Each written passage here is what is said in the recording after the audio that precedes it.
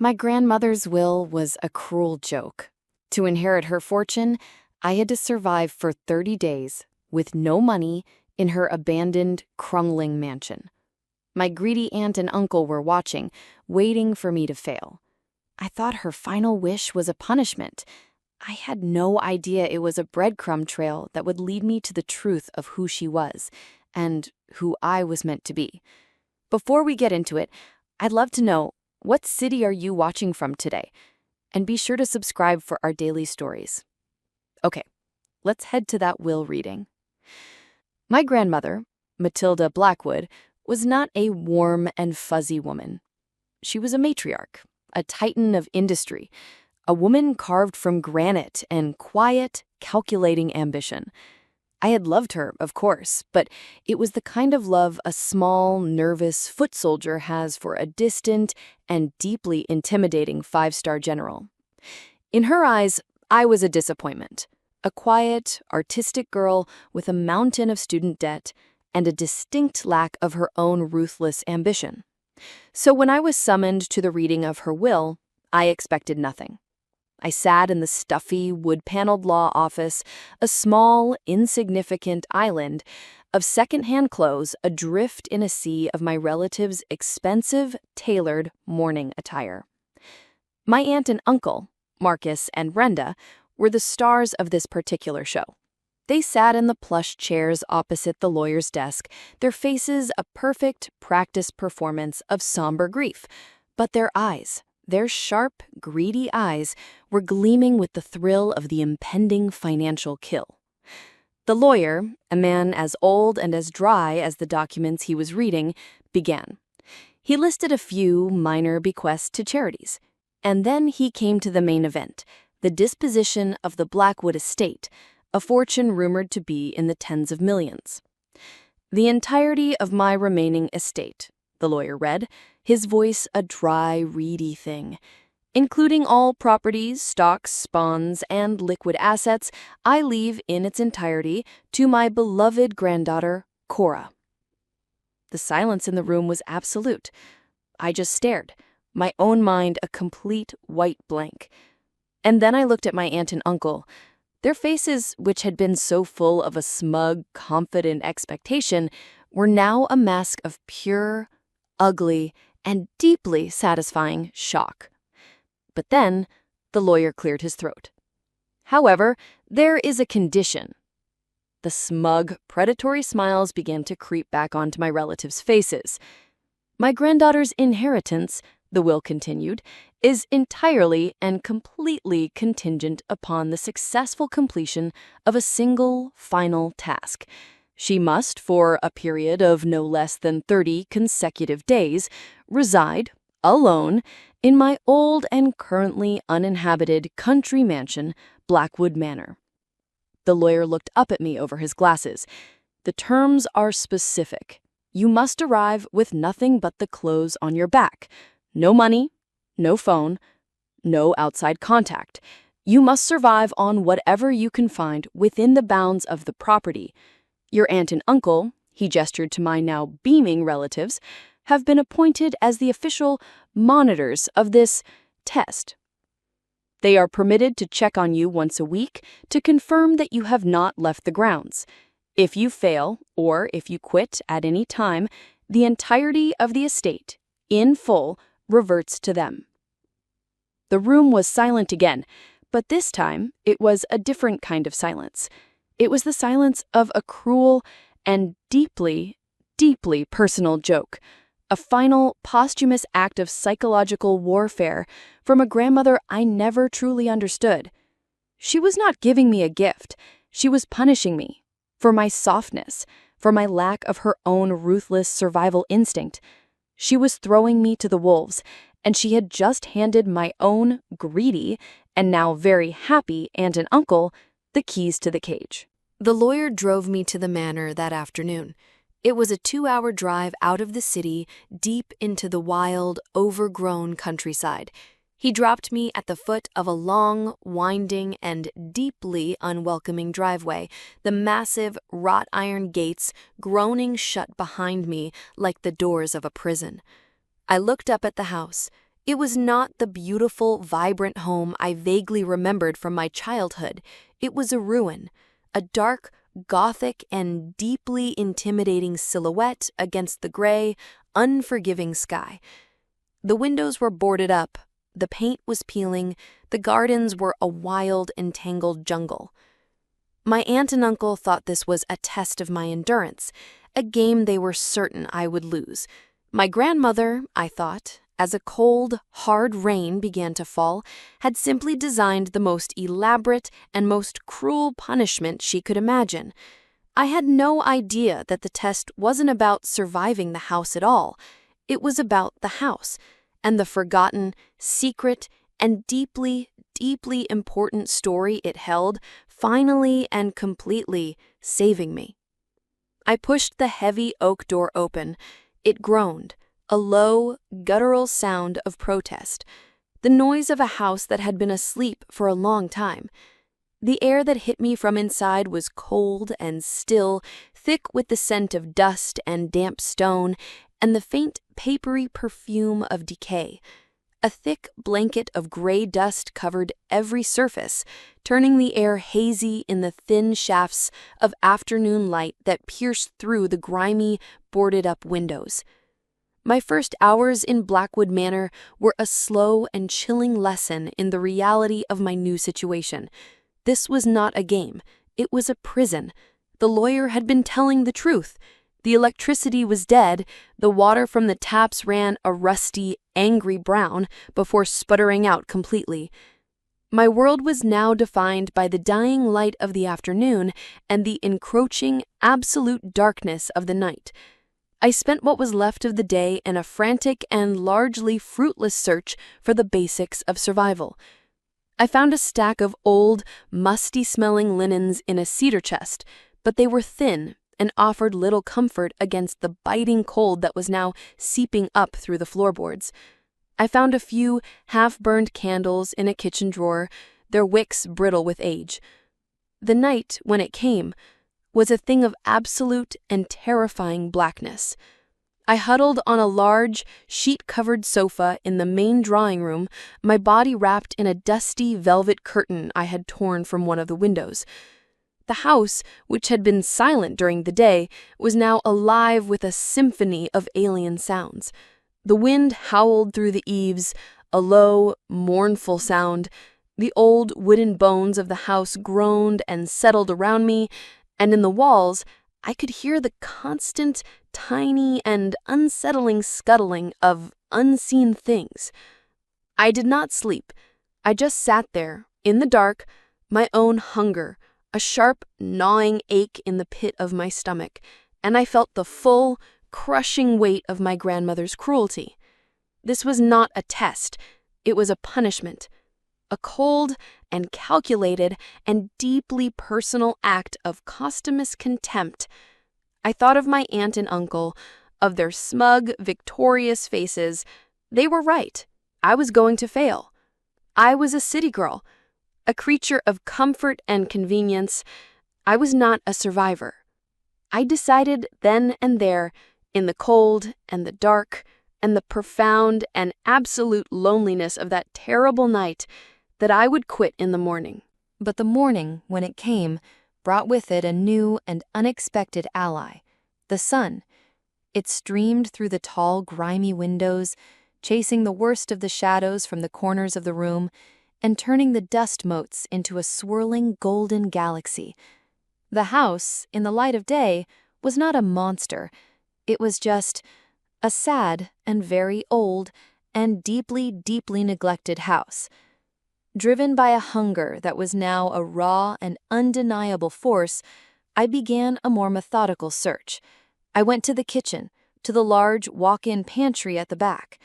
It was mostly empty, a sad and dusty graveyard of expired spices and empty jars. I was about to give up, to admit my final, pathetic defeat, when I saw it. On the very top shelf, tucked away in the back, was a single, solitary, and beautifully preserved glass jar. It was a large jar of my grandmother's famous home-canned peaches, the ones she used to make every summer. And beside it, as if left there by a ghost, was a small, old-fashioned, and rust-free manual can opener. My hands were shaking as I took the jar down. The lid was sealed tight, a testament to my grandmother's skill. It took me 10 long and deeply frustrating minutes of grunting and cursing, but I finally, with a triumphant, metallic pop, broke the seal. I sat on the dusty, checkered floor of my grandmother's old kitchen, in a pool of golden, morning sunlight, and I ate those peaches with my bare hands. They were the single greatest and most delicious thing I have ever tasted in my entire life. They tasted of summer. They tasted of a life I had forgotten. They tasted of hope. I sat there, the sweet, sticky syrup a burst of pure, life-affirming energy in my empty stomach. It was a small thing, a single can of peaches left on a high shelf. But it was not a random thing. My grandmother had been a planner, a strategist, a woman who thought 10 moves ahead. And this, I knew with a sudden and absolute certainty, was not just a meal, it was a message, a clue. I looked around the vast, silent, and now much less intimidating house, and I realized that this place was not empty at all. It was a puzzle, a map, and I had just, in the most delicious and most unexpected way possible, found the very first piece. My mission was no longer just to survive, it was to explore, to search, to understand.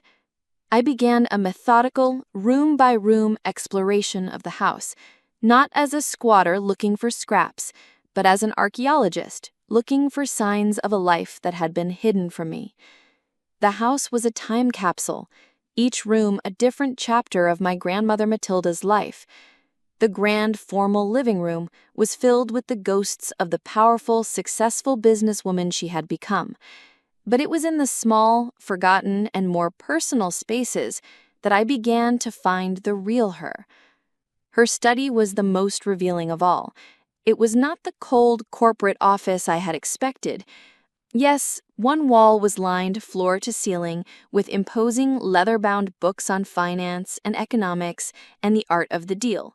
But the other walls, they were filled with poetry, with classic literature, with worn, well-loved, and deeply, deeply sentimental novels.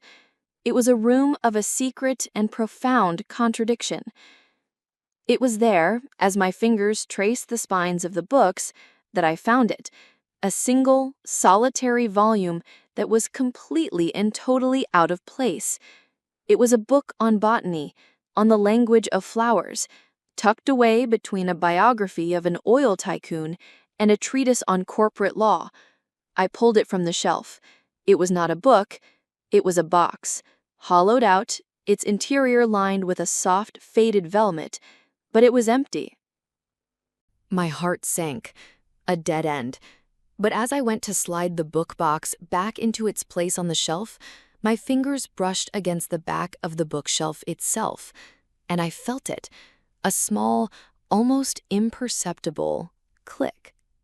The entire section of the bookshelf, the one holding the dense and deeply boring volumes on corporate law, swung silently and smoothly inward, revealing a small, dark, and completely hidden room. My grandmother, the woman of secrets, had had a secret study. I stepped inside. The air was thick with the scent of old paper and dried ink, and there, on a small, simple, and beautifully carved wooden desk, was a single, solitary object, a thick, leather-bound, and deeply, deeply personal-looking journal. I sat in her hidden chair, a place where no one but she had sat for decades, and with a reverence I did not know I possessed, I opened the first page. The handwriting was not the strong, confident script of the matriarch I knew. It was the young, hopeful, and slightly uncertain script of a girl. September 14th, 1955. The first entry began. I am 16 years old today, and I have decided that I will not be a farmer's wife. I will not live and die in this small, dusty town. I have a mind for numbers, And I have a dream of a world that is bigger than this one. I do not know how I will get there, but I will. I swear it. I sat on the floor of my grandmother's secret study, the words of the young and fiercely determined girl she had once been, a revelation in the dusty silence. This wasn't a punishment. This wasn't a cruel game. It was a story. Her story. The real story.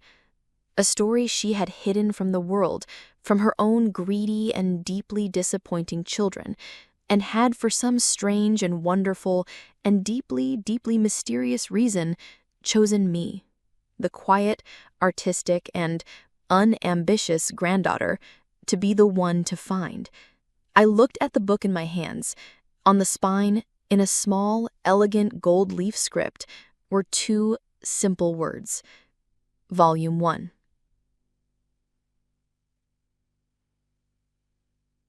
My grandmother had not just left me a clue, she had left me a library, and I knew, with a certainty that was a new and powerful and deeply comforting warmth in my chest, that this old haunted house was full of them, and my job for the next 29 long and now very, very exciting days was to find them all. I spent the next 3 weeks on a treasure hunt through the landscape of my grandmother's past. The house, which had once been a cold and intimidating prison, was now a map, a puzzle box, and each room held a new piece of the extraordinary life of the woman I had so badly misunderstood. She was not just a matriarch, she was a legend, and I was her only and final student. The hunt was her curriculum. The clue in the first journal, the one I had found in the secret study, was a simple, childish rhyme about the stars. It led me, after a full day of searching, to the old abandoned nursery on the 3rd floor.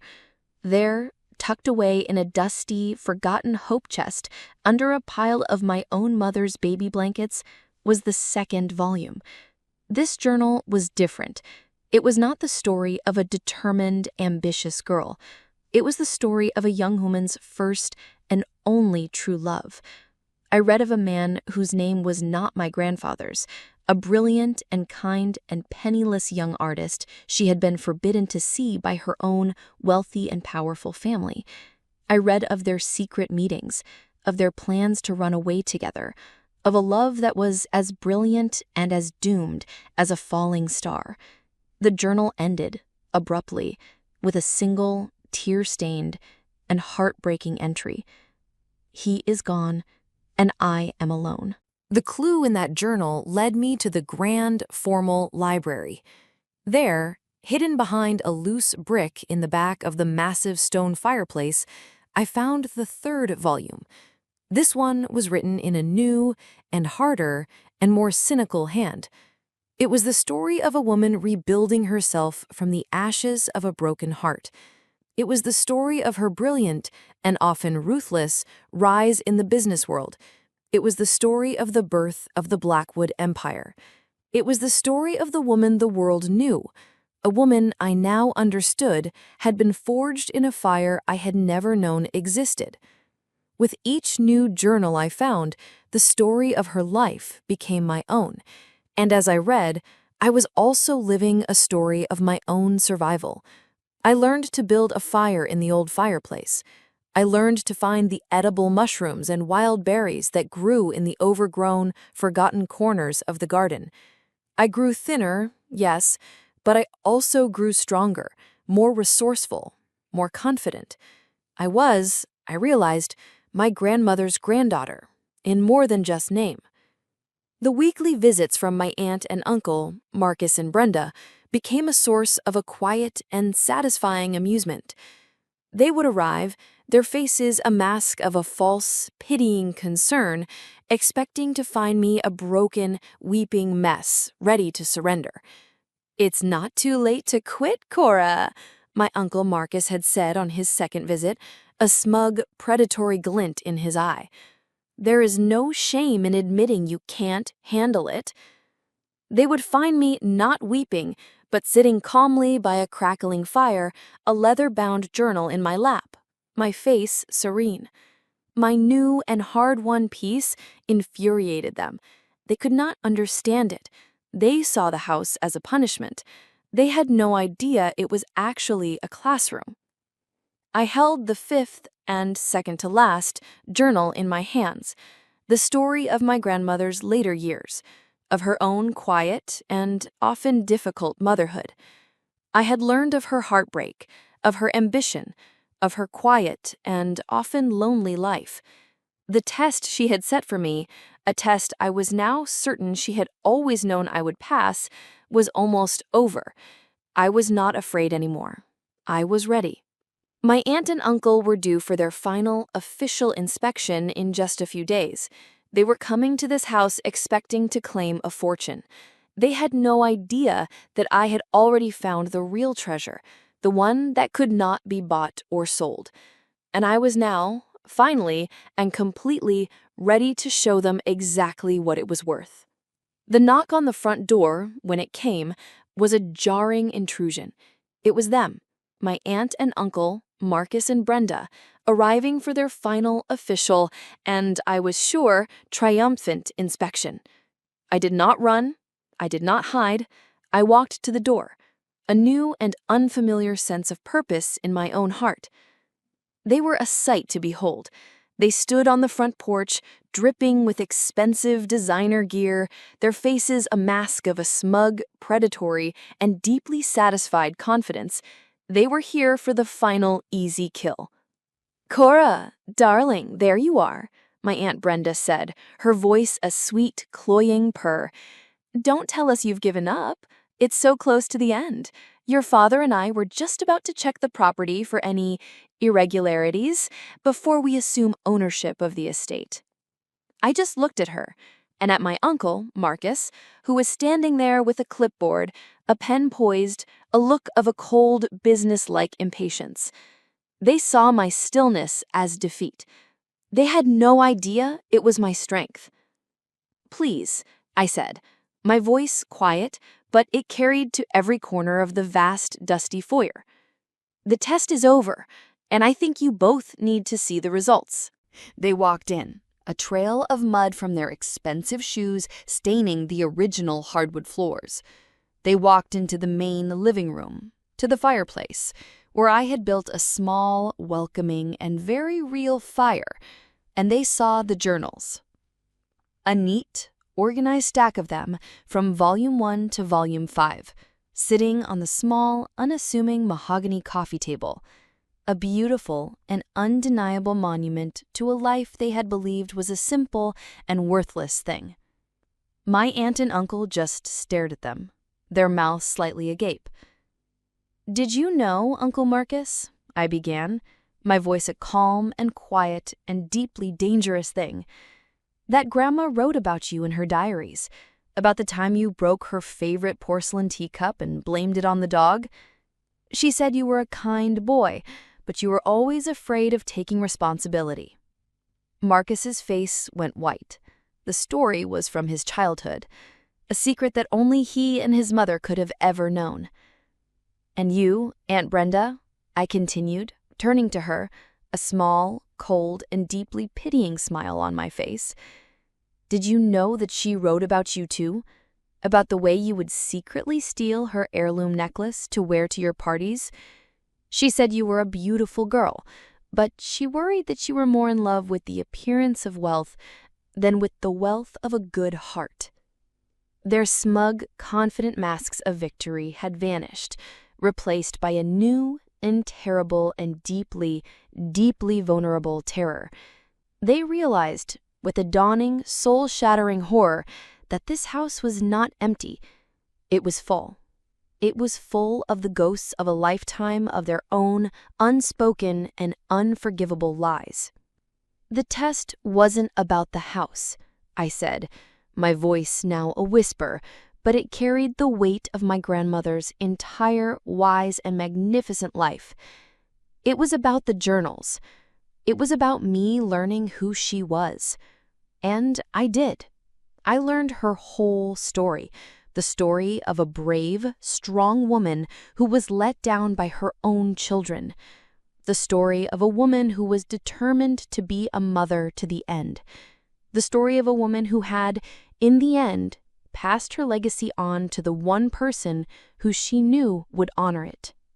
I then walked to the fireplace, to the small, hidden safe I had found after reading the final cryptic clue in the last journal. I opened it, and I pulled out a single, neatly folded, and very official-looking document, the true, original, and legally binding will. I handed it to my aunt. You can read it if you want. She took it from me, her hand trembling, and her eyes, my grandmother's eyes, quickly scanned the final and most important words on the page. I watched as her face crumpled, as her last desperate hope turned to dust. My grandmother, in her final act of wisdom, had not just left me her fortune. She had left her a final and very, very different message. And as I looked at the defeated, broken people who were my aunt and uncle, I knew that the real and far more important work of honoring my grandmother's legacy was just about to begin. Attached to the will was another, smaller, and sealed envelope addressed to me in my grandmother's familiar and elegant script. It read, "To be opened only at the conclusion of the test." With my aunt and uncle as my unwilling and deeply captive audience, I broke the seal. It was one last letter from her, and it was not a letter of triumph. It was a letter of a profound and deeply strategic compassion. "My dearest, dearest Cora," I read aloud, my own voice a quiet, steady instrument of her final wishes. "If you are reading this, it means you have done what I always knew you could do. It means you have not just survived. It means you have understood. You have found my story, and in doing so, you have begun to write your own. I have left you my entire fortune.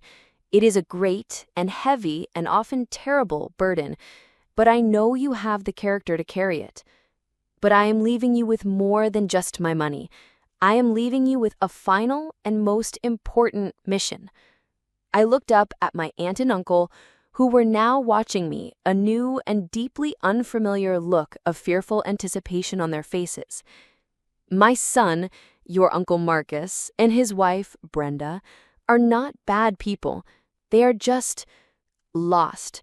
They have spent their entire lives in the shadow of my success, and they have come to believe that money is the only measure of a person's worth. I am to blame for this. I was not a good mother to him. I was a better CEO than I was a parent, and that is my life's one and greatest regret. I do not wish to punish them with poverty," the letter continued. "I wish to cure them with purpose. So the will has one final and non-negotiable condition. A portion of the estate is to be used to establish the Blackwood Family Foundation, a charitable organization dedicated to the arts and to the preservation of local history. All the things your uncle has always called frivolous. And you, my darling Cora, will be its chairwoman. And your aunt and uncle," I read, delivering the final, brilliant checkmate. "If they wish to receive their own generous yearly inheritance from the estate, they will have no choice but to accept a position. They will work for you, for the foundation, for the next 5 years. They will learn, by the work of their own hands, that a legacy is not a thing you inherit, but a thing you build." The story ends not with a victory, but with a new and deeply challenging beginning. It is a year later. I am sitting at the head of a large, polished mahogany table. I am not in a corporate boardroom. I am in the newly restored library of Blackwood Manor, which is now the official headquarters of the Blackwood Family Foundation.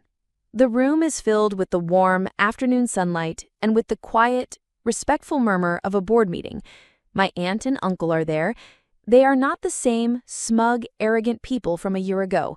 They are quieter, they are humbled, and they are, to my profound and unending surprise, good at their jobs. My Uncle Marcus, with his sharp business mind, has become a brilliant and surprisingly passionate fundraiser.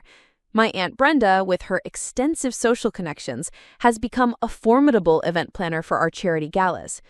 They are not just my employees. We are, for the very first time in our entire and deeply complicated lives, a family. A strange and broken, and now, finally and truly, healing. My grandmother had not just left me a house full of her memories. She had left me a roadmap.